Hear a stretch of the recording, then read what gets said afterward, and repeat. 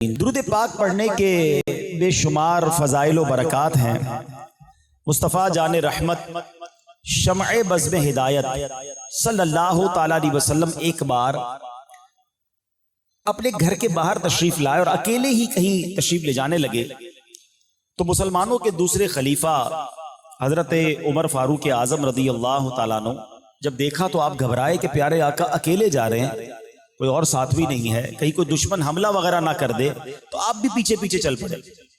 تھوڑا آگے گئے تو دیکھا کہ نبی پاک علیہ الصلوۃ والسلام اللہ کی بارگاہ میں اکیلے تھے اور جا کے سجدہ ریز ہو گئے، سجدے میں چلے گئے۔ حضرت عمر فاروق ادب سے پیچھے ہٹ گئے۔ کچھ دیر کے بعد نبی پاک علیہ الصلوۃ والسلام نے جب سجدے سے سر اٹھایا تو فاروق اعظم کو دیکھ کر فرمایا کہ اے عمر، تم نے اچھا کیا کہ مجھے سجدے میں دیکھ کر تم ایک طرف کھڑے ہو گئے۔ اب نبی پاک علیہ الصلوۃ والسلام نے فرمایا ان جبریل اتانی فقال من صلی علیک من امتک واحدۃ صلی اللہ علیہ عشرا ورفعہ بها 10 درجات۔ آقا فرماتے بے شک ابھی ابھی جبریل امین میرے پاس آئے تھے اور عرض کی یا رسول اللہ صلی اللہ تعالی علیہ وسلم، آپ کا جو بھی امتی آپ پر ایک بار درود پاک پڑھے گا اللہ کریم اس پر اپنی 10 رحمتیں نازل فرمائے گا اور اس کے 10 درجات بھی بلند فرمائے گا۔ ایک درود 10 رحمتیں اور 10 درجے بھی بلند ہو رہے ہیں۔ اللہ اکبر، یہ ہے درود پاک کی فضیلت۔ اور سبحان اللہ، میرے آقا علیہ الصلوۃ والسلام کو جب یہ بشارتیں دی جاتی نا کہ امت کو اتنی نیکیاں ملیں گی، اتنی برکتیں ملیں گی، مجھے ایک بات بتائیں، درود ہم پڑھیں گے، ثواب کس کو ملے گا؟ ہمیں ملے گا۔ درجے کس کے بلند ہوں گے؟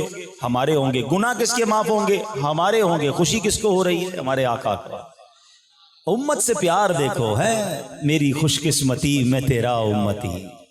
یہ میرے آقا ہیں کہ ہم ان کی امتی، ہی ہماری خوش بختی ہے کہ ہمیں برکت ملے، ہمیں رحمت ملے، ہمارے آقا خوش ہو جاتے ہیں۔ لیکن اب امتی کو کیا چاہیے؟ اسے چاہیے کہ وہ کثرت سے درود پاک پڑھے۔ آج ہم غور کریں کہ ہم پورے دن میں کتنی بار درود پاک پڑھتے ہیں۔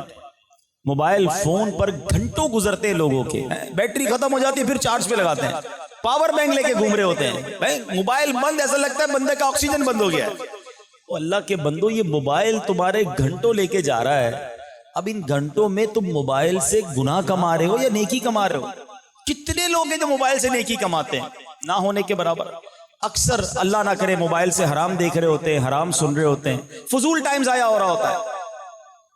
خدارا اپنے وقت کو قیمتی بنائیے اور درود پاک کی کثرت کیجیے۔ روایتوں میں یہ مضمون ملتا ہے کہ قیامت کے دن نیک بھی پچھتائے گا، گناہ گار بھی پچھتائے گا۔ عرض کی گئی حضور گناہ گار پچھتائے گا یہ تو سمجھ آتا ہے، نیک کیوں پچھتائے گا؟ اللہ اکبر، کونین کے والی صلی اللہ تعالی علیہ وسلم نے فرمایا نیک اس لیے پچھتائے گا کہ اس کو یاد آئے گا کہ میں نے جو گھنٹے جو منٹ ضائع کر دیے، فضول کاموں میں خرچ کر دیے، جب وہ ثواب دیکھے گا قیامت کے دن کہ ایک بار سبحان اللہ کا اتنا ثواب، ایک درود کا اتنا ثواب، 2 رکعت نفل کا اتنا ثواب، تلاوت قرآن کا اتنا اجر، تو میں نے فضول ٹائم کیوں ضائع کیا؟ فرمایا نیک بھی اس وقت پچھتائے گا جب نیکیاں دیکھے گا، اجر دیکھے گا۔ تو اے میرے پیارے اسلامی بھائیوں، اس وقت پچھتانے سے بہتر ہے ابھی وقت کا صحیح استعمال کر لیں۔ اپنے ساتھ تسبیح رکھا کرو، چلتے پھرتے اٹھتے بیٹھتے درود پاک پڑھتے رہا کرو۔ ہر درود تمہارے نامہ اعمال میں 10 نیکیاں بڑھا رہا ہے، 10 گناہ کم کر رہا ہے، 10 رحمتیں برسا رہا ہے۔ اور سنو صرف یہ اجر نہیں بلکہ یہاں تک کتابوں میں لکھا ہے، احادیث میں مضمون ہے کہ مشکل ہے، پریشانی ہے، تکلیف ہے، درود کی کثرت کرو، درود تمہاری پریشانیاں دور کر دے گا۔ کون ہے جو ٹینشن میں نہیں ہے؟ سب کے ساتھ کوئی نہ کوئی ٹینشن لگی ہوئی ہے، ٹینشن بھی ہے پھر بھی درود نہیں پڑھ رہا ہے۔ کمال ہے۔ دکھوں نے تم کو جو گھیرا ہو تو درود پڑھو، दुखों ने तुमको जो घेरा हो तो दुरूद पढ़ो, जो हाज़री की तमन्ना हो तो दुरूद पढ़ो। आइए मिलकर मोहब्बत के साथ बाआवाज़ बुलंद दुरूद पाक पढ़ लें। सल्लू अलल हबीब सल्लल्लाहु ताला अला मुहम्मद सल्लल्लाहु अलैहि वसल्लम। एक अजीम हस्ती, कमाल की पर्सनैलिटी हैं कि जब भी उनका नाम लेते हैं दिल में एक तस्कीन सी, जिसको कहते हैं ना, बंदा फख्र सा महसूस करने लगता है, अपने हौसले बुलंद होते नजर आ जाते हैं। अल्लाह अकबर। ये कौन हस्ती है बताता हूं मैं उनके बारे में, मगर आओ मैं आपको पहले मदीना मुनव्वरा की सर्दियों की रात की एक दास्तान सुनाता हूं, कुछ अरसा पुरानी, कुछ सदियों पहले चलते हैं। मदीने में सर्द रात है। अल्लाह मुझे और आपको बार बार मक्के मदीने की हाजिरी अता फरमाए। जिन्होंने मक्के मदीने की गर्मियां देखी है ना, उनको पता है वहां गर्मी भी बड़ी शौक से हाजिरी देती है, मगर जब सर्दी आती है ना तो सर्दी भी झूम झूम कर खूब हाजिरी देती है। जो रेगिस्तानी इलाके होते हैं ना, पहाड़ी इलाके होते हैं, यहाँ सर्दी भी कमाल की होती है और गर्मी भी कमाल की। अब वो सर्दियों की रातें थी तो मदीने की गलियों में एक आका और एक गुलाम, गुलाम का नाम है असलम, और ये गुलाम और आका जो है सख्त सर्दी की रात में कहीं चलते हुए जा रहे हैं। पूरे मदीने में खामोशी है, लोग घरों में सोए हुए हैं, अंधेरी रात है। चलते चलते देखा कि एक खैमा है, उसमें आग जल रही है। दोनों चलते हुए खैमे के जब करीब पहुंचे तो पता चला कि खैमा नहीं था, बल्कि टूटा फूटा कच्चा सा एक घर था।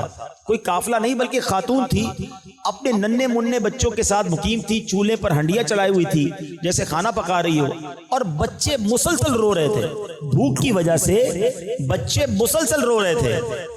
आका ने सलाम किया, खातून ने बगैर तवज्जो के साथ जब सलाम का जवाब भी दे दिया। आका ने कहा मैं घर में आ सकता हूँ।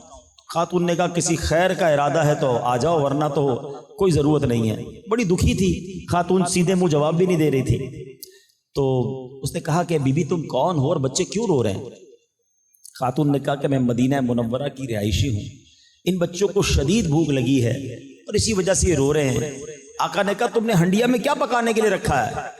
खातून ने कहा इसमें सिर्फ पानी है, मैंने बच्चों को बहलाने के लिए पानी हंडिया में रख दिया है कि ये थक कर रोते रोते सो जाएं, मुझे खिलाने को कुछ नहीं है, मैं गरीब औरत हूँ, अमीरुल मोमिनीन को क्या खबर कि हमारा क्या हाल है? वो खातून कहती है कि हमारे इस हाल की अमीरुल मोमिनीन को क्या खबर, हालांकि उनका हक है कि वो हमारी खबर रखे। यकीनन क़यामत के दिन अल्लाह करीम अमीरुल मोमिनीन और हमारे दरमियान फैसला फरमाएगा, और यकीनन आखिरत की पकड़ बहुत सख्त है। आका ने इस दुखियारी औरत की बात सुनी तो आबदीदा हो गया और नरम लहजे में कहा कि ए बीबी, अल्लाह तुम्हारी मुसीबतें और परेशानियां दूर करे, मगर अमीरुल मोमिनीन को क्या मालूम कि तुम इस हाल में हो? वो औरत कहती वो हमारा हाकिम है, हमसे गाफिल है, इसे मालूम होना चाहिए हम किस हाल में हैं। बहरहाल आका उस दुखियारी औरत की बात सुनकर बाहर आ गया। अपने खादिम असलम को कहा कि असलम जल्दी चलो। दोनों मदीना मुनव्वरा की आबादी से होते होते एक गोडाउन में पहुंचे। वहां पर उन्होंने गल्ले के गोदाम से आटा भी लिया, गल्ला भी लिया, गंदुम लिया, उसमें कुछ पैसे भी डाले, और उस आका ने वो आटे की बोरी अपने कांधे पे उठा ली। गुलाम कहता है आका मैं आपके साथ हूँ, मुझे ये बोरी उठाने दीजिए। आका कहता है असलम, कयामत के दिन मेरे गुनाहों का बोझ कौन उठाएगा? ये तो दुनिया का बोझ है, ये मुझे ही उठाने दो। ये बोरी उठा कर जा रहा है। गुलाम कहता है आका मुझे उठाने दें। कहा नहीं, ये बोझ मेरा है, मैं उठाऊंगा। आका उस बुढ़िया के घर पहुंचता है, उसके बर्तन में खाना डालता है और जनाब खाना पकाने शुरू हो जाता है। अब जब खाना कुछ पकने लग गया तो अब उसके बाद उसने क्या किया, बच्चों को अपने हाथों से खाना खिलाना शुरू किया। बच्चे बहुत खुश हुए, उनका पेट भर गया। अब बच्चों के साथ खेलने लगा, बच्चे भी खेलने लगे। आका जो है अब सुकून का सांस लेकर उस घर से बाहर निकलता है, और अब ऐसे आकर घर के बाहर बैठ गया जैसे कांधे से कोई बोझ उतर गया हो। वो खातून आका की तरफ मुतवज्जे हुई कि तुम बड़े शफीक हो, तुम बड़े मेहरबान हो, तुमने मेरे रोते हुए बच्चों के चेहरों पर मुस्कुराहट बिखेर दी है, अल्लाह तुम्हें इसकी बेहतरीन जज़ा अता फरमाए। حقیقت تو یہ ہے کہ تم امیر المومنین بننے کے حقدار ہو۔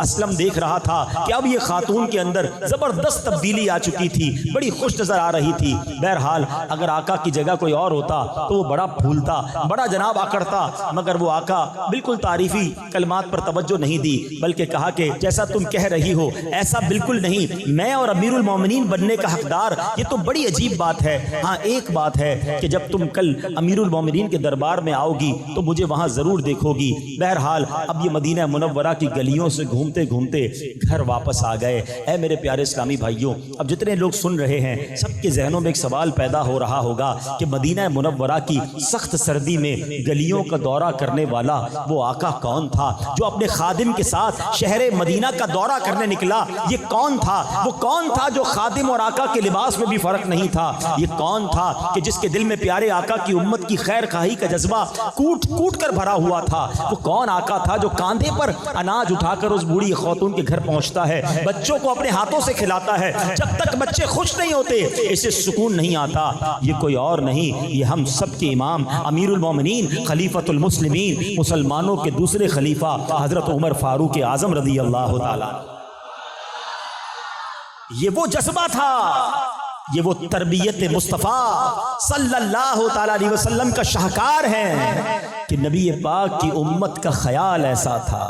حضرت عمر فرماتے ہیں کہ اگر کسی نہر کے کنارے بکری بھی پیاسی مر جائے تو عمر سے اس کا سوال کیا جائے گا۔ حضرت عمر فاروق اعظم رضی اللہ تعالیٰ عنہ کی جو سیرت ہے وہ ساری دنیا کے جو حکمران ہیں ان کے لیے درس ہے کہ جو اپنی رعایا کا ایسے خیال رکھا کرتے تھے، وہ بڑے بڑے محلات میں نہیں رہتے۔ اللہ اکبر، ذرا سوچئے، یہ وہ لوگ تھے جو نبی پاک کے تربیت یافتہ تھے۔ لگزری لائف نہیں بلکہ وہ سادہ زندگی گزار کر امت کی خیر خواہی کیا کرتے تھے۔ آپ کو فاروق اعظم کہا جاتا ہے۔ فاروق پتہ ہے کس کو کہتے ہیں؟ فرق ڈالنے والے کو، ڈفرینشیٹ کر دینے والے کو۔ جب سے آپ ایمان لائے حق اور باطل کے درمیان ایسا فرق ڈال دیا اور مسلمانوں کو ایسا غلبہ نصیب ہوا کہ آپ کا نام جو ہے وہ فاروق اعظم پڑ گیا۔ یاد رہے، امیر المومنین سب سے پہلے دنیا میں اگر کسی کو کہا گیا نا تو وہ حضرت عمر فاروق کو کہا گیا، کیونکہ حضرت ابوبکر صدیق رضی اللہ تعالیٰ کو خلیفۃ الرسول اللہ کہا جاتا تھا۔ ٹھیک ہے، تو آپ سے لوگوں نے کہا کہ حضور اب آپ ہمارے امیر بن گئے ہیں تو آپ کو ہم کیا کہیں؟ آپ نے کہا اگر مجھے خلیفۃ الرسول اللہ تو مجھے نہیں کہہ سکتے کیونکہ میں تو حضرت ابوبکر کا خلیفہ ہوں، تو پھر خلیفۃ الرسول اللہ کہنا پڑے گا تو بہت بڑا ہو جائے گا۔ تو لوگوں نے کہا حضور ہم مومن ہیں، آپ ہمارے امیر ہیں، تو پھر آپ امیر المومنین ہوئے۔ کہا یہ ٹھیک ہے۔ تو سب سے پہلے امیر المومنین جن کو کہا گیا وہ فاروق اعظم رضی اللہ تعالیٰ عنہ ہیں۔ آپ کو پتہ ہے جمعے کے خطبے میں ہم یہ جو بڑے بڑے 4 صحابہ کرام ہیں نا، ان کا ذکر بڑے پیارے انداز میں سنتے ہیں۔ اب پرابلم یہ ہے کہ ہم آتے تو ہیں ہر جمعے کو، امام صاحب کہتے کیا ہیں سمجھ کسی کو نہیں آتی، نہ کسی کو سمجھنے کی ضرورت ہے، نہ کسی کے پاس ٹائم ہے۔ بندہ کہے یار پورا خطبہ یاد ہو گیا بچپن سے سنتے سنتے، کبھی مانا تو سمجھوں۔ اب سنو، حضرت عمر فاروق کے نام سے پہلے کیا خوبصورت القاب ہم سنتے ہیں، ذرا سنیے گا۔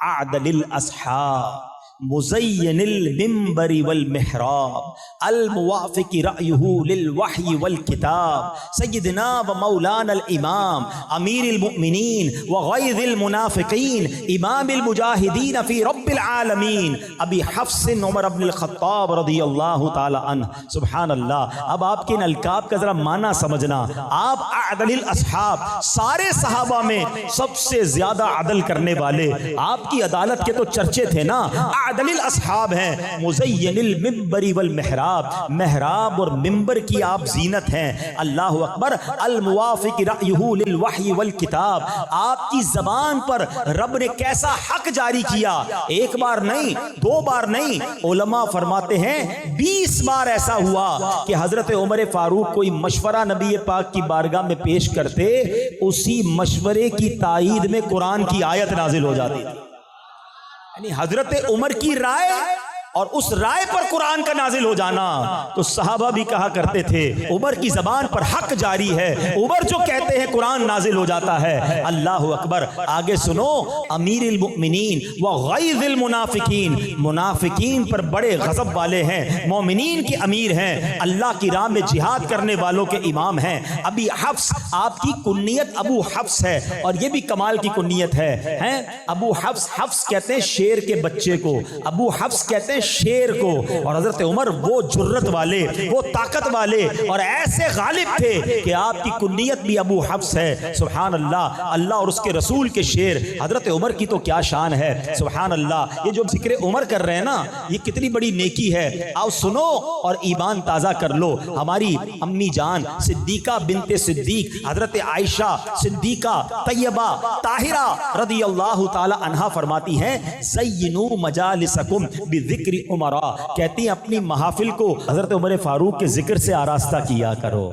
جب بیٹھا کرو نا تو عمر کا ذکر کر لیا کرو، دوستوں میں بیٹھو، گھر میں بیٹھو، مجالس، اکیلے بیٹھنے کو بھی مجلس کہتے ہیں، اکیلے میں بھی عمر کا ذکر کیا کرو، تمہاری مجلس کی زینت بڑھ جائے گی۔ تو آؤ امی حضور کا حکم مانتے ہوئے حضرت عمر کا ذکر کرتے ہیں، اللہ ان کے صدقے ہم پر رحمتوں کی بارش نازل فرمائے۔ ارے حضرت عمر کی فضیلت بیان کرنے کے لیے ایک ہی حدیث کافی ہے۔ اللہ کے نبی فرماتے ہیں میرے بعد کوئی نبی ہوتا تو عمر ہوتا۔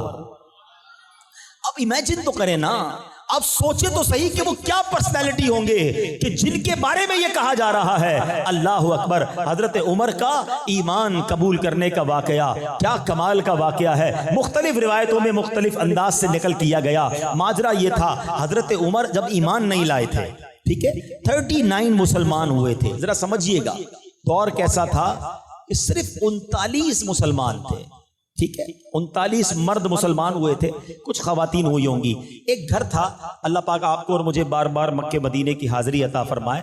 صفا کی جو پہاڑی ہے نا، جہاں سے صفا مروہ سعی کرتے ہیں، صفا کی پہاڑی کے پاس ایک گھر تھا جس کو دار ارکم کہا جاتا ہے۔ اب تو وہ گھر وہاں نہیں ہے، مگر کبھی کبھی صفا مروہ سے گزرتے ہوئے ان یادوں کو تازہ کیا کرو کہ یہیں کسی جگہ پر وہ گھر ہوگا جہاں ہمارے آقا چند صحابہ کے ساتھ چھپ چھپ کر عبادتوں کا سلسلہ تھا۔ اسلام کی بات ہوتی تھی مگر چھپ کر ہوتی تھی۔ سوچو ہمارے صحابہ کی کیسی قربانی تھی۔ آج اس مسجد میں مائک لگا کر کھلے عام آپ اللہ رسول کی بات کر رہے ہیں۔ ایک دور ایسا بھی تھا کہ سجدہ کرتے تھے تو مار پڑتی تھی، نماز پڑھتے تھے تو مار پڑتی تھی، اللہ کا نام لیتے تھے تو مار پڑتی تھی، اتنا ستایا جاتا تھا۔ کعبہ سامنے تھا، کبھی سوچو صفا کی پہاڑی اور کعبے کے درمیان ڈسٹنس کتنا ہے، بہت تھوڑا سا، مگر صفا پہ بیٹھے ہیں، طواف نہیں کر سکتے، کعبے پر آ کر دیدار نہیں کر سکتے، کعبے کا طواف نہیں کر سکتے کیونکہ کفار مارتے تھے۔ اتنا خوف، اتنا ظلم تھا۔ 39 مسلمان ہیں اور حضرت عمر ابھی ایمان نہیں لائے۔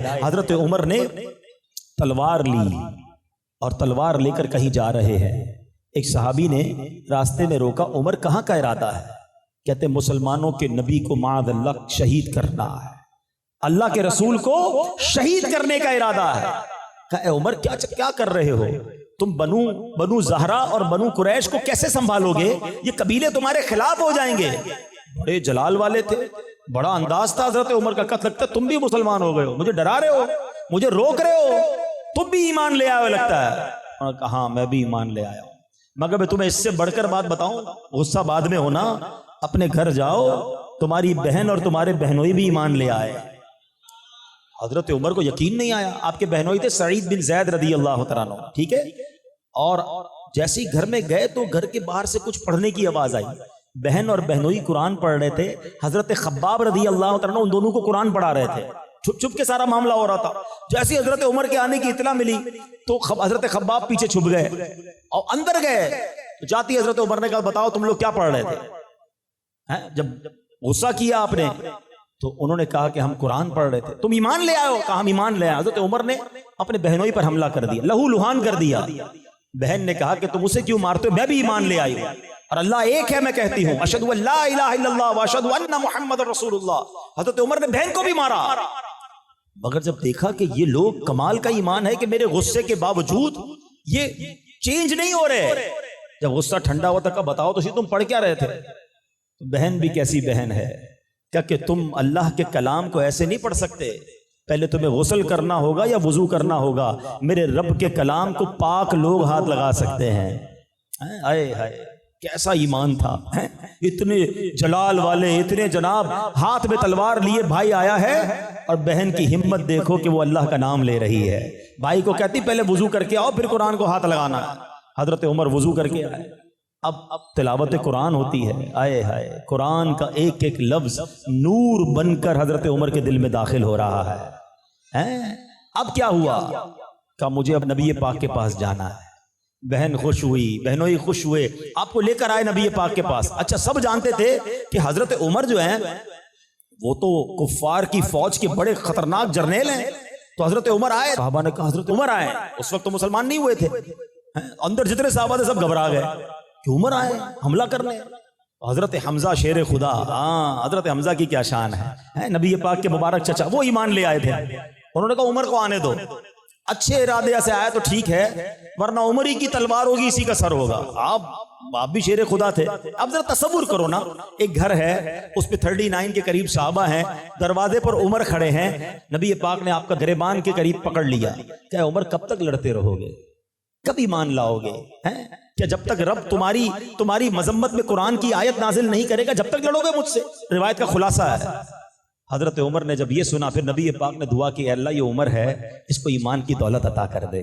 زبان مصطفیٰ سے دعا نکلنی ہے، اللہ اکبر۔ حضرت عمر نے کہا میں گواہی دیتا ہوں اللہ کے سوا کوئی عبادت کے لائق نہیں، اشہد ان لا الہ الا اللہ واشہد ان محمد عبدہ ورسولہ، اللہ اکبر۔ جب حضرت عمر ایمان لائے مسلمانوں کو اتنی خوشی ہوئی، سب نے مل کر نعرہ تکبیر لگایا۔ اس نعرے کی یاد میں ہم بھی نعرہ لگاتے، نعرہ تکبیر، نعرہ تکبیر، نعرہ رسالت۔ ہر صحابی نبی، ہر صحابی نبی، آئے ہائے ہائے کیا منظر تھا۔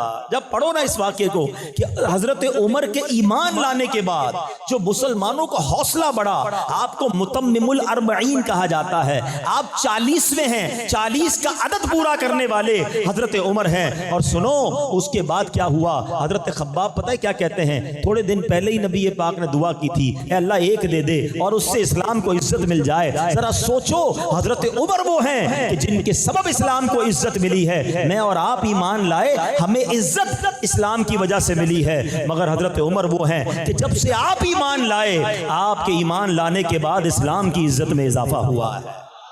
کئی بار سنا ہوگا وہ شعر، اب آؤ اس کا ترجمہ سمجھ آئے گا۔ نبی پاک بڑے غمزدہ تھے، ان بدبختوں نے بڑا تنگ کیا ہوا تھا اور آقا نے دعا کی تھی اے اللہ عمر کو اسلام کی دولت دے۔ جب آپ ایمان لائے تو نبی پاک کے دل کو کیسی ٹھنڈک ہوئی۔ سنو بریلی کے تاجدار لکھتے ہیں، ناریوں کا دور تھا دل جل رہا تھا نور کا، ناریوں کا دور تھا دل جل رہا تھا نور کا، تم کو دیکھا ہو گیا ٹھنڈا کلیجہ نور کا۔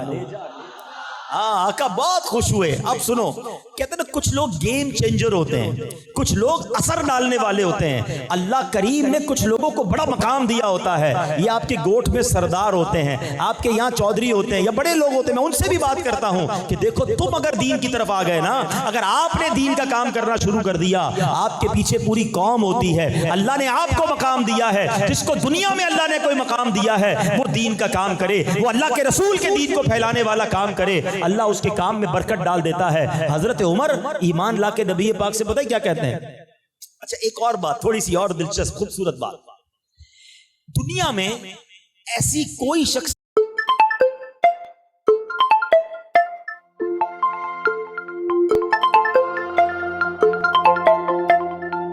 نہیں ہے کہ جس کا یہ کمال ہو۔ دیکھیں یہ تو ہوتا ہے، آپ کے یہاں ساتھ بھی ہوا ہوگا، کبھی ہمارے ساتھ بھی ہوا ہوگا، کوئی لڑنے آئے